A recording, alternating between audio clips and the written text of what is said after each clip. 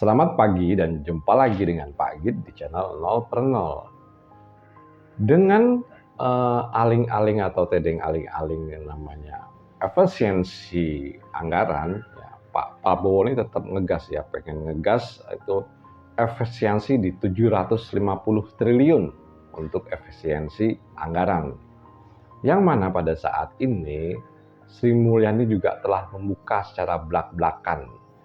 Efisiensi di sini itu bukan pemotongan anggaran APBN pada globalnya. Jadi APBN itu tetap di angka 3.620 sekian ya, 3.620 triliun lah katakan. Nah itu nggak dipotong gitu loh. Jadi pengeluaran APBN itu tetap di angka itu. Dan kemudian Sri Mulyani menjelaskan kalau ini adalah penggeseran dana sebetulnya atau refocusing. Refocusing ini ditujukan dengan multiple effect yang akan terjadi nanti yang lebih ke pemerataan pemberdayaan masyarakat. Nah ini akan lebih tersebar lah gitu pertumbuhan ekonominya menurut Sri Mulyani seperti itu. Apakah ini mungkin akan terjadi ya teman-teman? Kalau kita bahas ya. Di sisi lain ya kan banyak anggaran yang dipotong. Nah di situ mungkin akan terjadi banyak katakanlah di PUPR ya Pak Git kan sering bahas ya karena PUPR ini paling besar pemotongannya. Jadi kita ambil salah satu contoh aja gitu di PUPR yang mengerjakan hal yang bersifat fisik ini dipotong. Akan terjadi pengangguran di situ. Tapi akan membuka lahan baru atau tenaga kerja baru di bidang yang jelas penggeseran ini kan larinya ke makan bergizi gratis dan swasembada pangan. Nah, itu akan beralih ke sana. Kalau menurut Pak Git, ya ini hanya dengan pemindahan atau penggeseran anggaran tersebut, hanya menggeser juga bentuk pengangguran yang terjadi.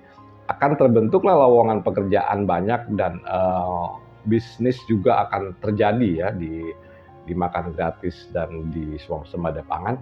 Tapi orang-orang yang bagian fisik dari kontraktor sampai buruh ini banyak yang nganggur, yang artinya pemotongannya tersebut itu lebih dari 50%.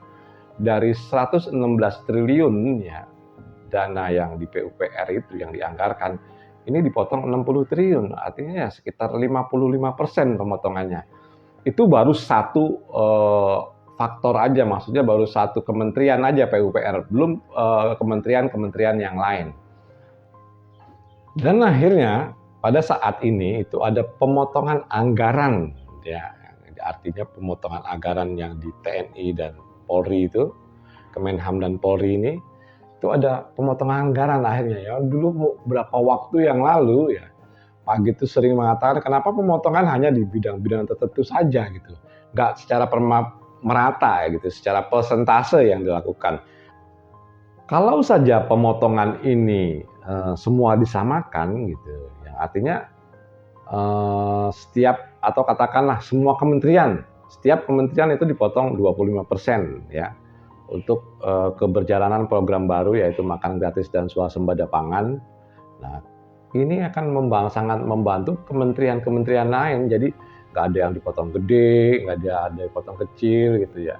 Itu secara kepemerataan. Tapi mungkin ya ada skala prioritas. Artinya di sini Pak Prabowo itu melakukan skala prioritas. Oh, di sini lebih penting, lebih darurat. Nah, skala prioritas inilah yang menjadikan pemotongan itu jadi nggak seimbang. Ya, ini walaupun tidak seimbang pemotongannya ya, artinya TNI Polri sini dipotong sekitar 32,9 triliun atau katakanlah 10 sampai 15% potongannya di situ. Ini akan membantu jalannya proyek-proyek yang seperti swasembada pangan dan makan gratis.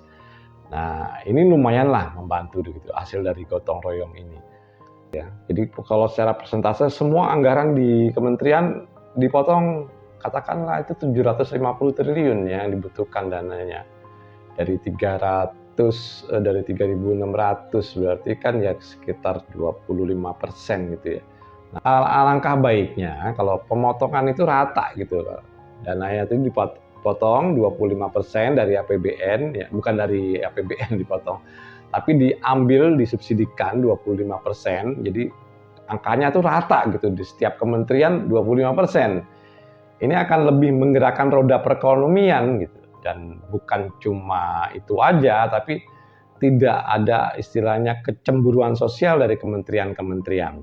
Satu kementerian dan yang lainnya itu tidak menimbulkan kecemburuan sosial tadi, yang dimana kalau kita lihat balikan lagi ke PUPR ya, PUPR Indonesia itu dengan area yang sangat luas dan penduduknya yang sangat banyak, itu kebanyakan Singapura. Singapura tuh Kementerian PUPR-nya 60 triliun per tahun itu untuk perawatan dan pembangunan infrastrukturnya.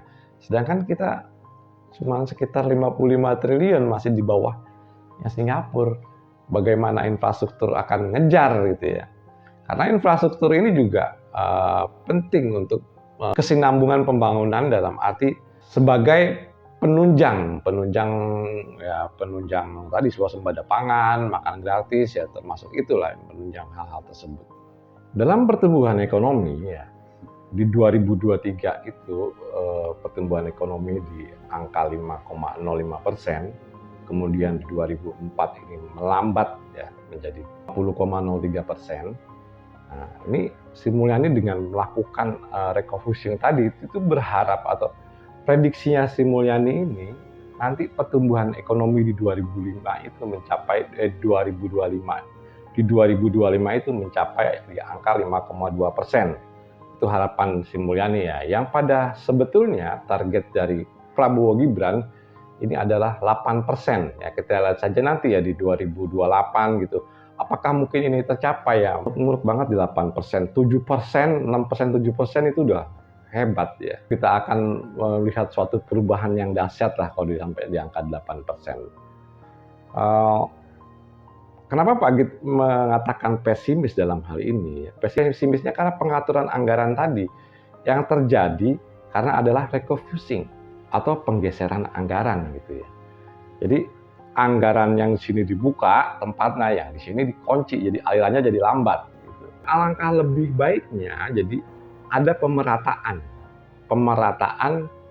pemotongan anggaran. Yang artinya nggak bisa lah semua anggaran itu hanya dipotong yang ini dan ini gitu, semuanya gitu dipotong rata supaya yang namanya makan bergratisnya jalan, swasembada pangan jalan, kemudian dari PUPR atau fisiknya jalan, dan semuanya jalan gitu. Jadi ada yang dikorbankan, tapi kita berkorban tuh bareng-bareng gitu loh. Gotong royong untuk menjalankan program makan gratis dan swasembada pangan. Katakan begini teman-teman, ini makan gratis nanti dijalankan dengan pemotongan anggaran fisik gitu ya. Kemudian termasuk swasembada pangan. Tapi infrastruktur yang akan menjalankan misalnya katakanlah proyek irigasi atau proyek fisik yang bersifat mendukung swasembada pangan ini tidak jalan, apakah mungkin itu akan terjadi gitu. Katakanlah proyek irigasi ini bisa mengaliri 100.000 hektar gitu ya proyek irigasi ini.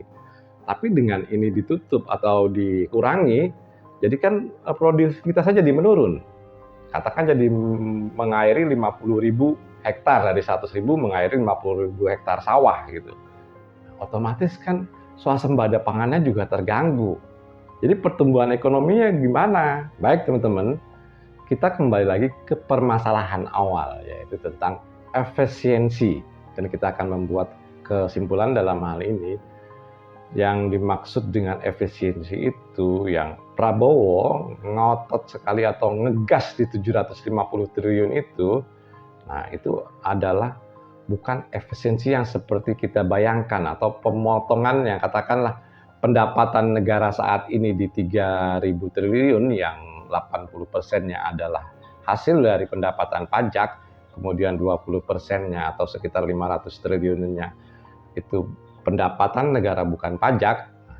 Ini tetap ngotot mengefisiensikan 750 triliun yang telah dibuka belak-belakan oleh Sri Mulyani bahwa ini tidak memotong anggaran APBN, yang total anggaran tersebut adalah 3.620 triliun. Yang artinya kita mengalami defisit 600 triliun di tahun 2025.